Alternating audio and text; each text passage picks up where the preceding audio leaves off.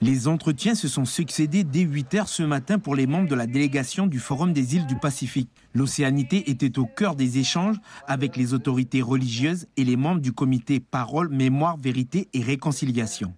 Nous ne sommes pas, je dirais, des Européens, nous sommes des Océaniens.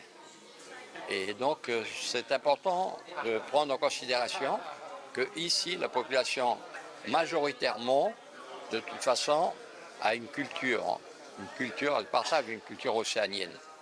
Et lorsque Paris aura compris ça, eh bien peut-être que les choses s'arrangeront. Et puis la quatrième chose, je trouve que c'est vachement important, c'est ce que j'appelle la case inédite d'une civilisation arc-en-ciel. Je ne peux pas nier que nous, on est des Tongiens, par exemple, sont venus vous embêter les Kanaks ici chez vous. Puis maintenant, on est là, on a fait souche.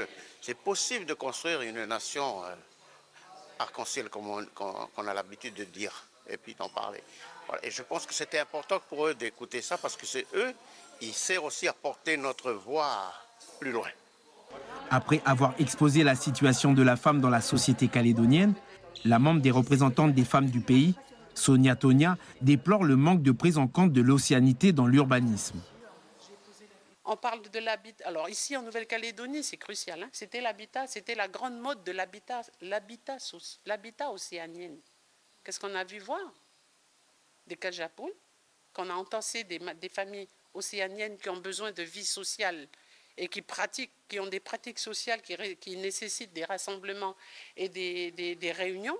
Eh bien, on n'a pas répondu à cet objectif. Aujourd'hui, on se plaint que les niches des violences, c'est autour de cette concentration de population dans des cages à poules. Qu'est-ce qu'on a fait?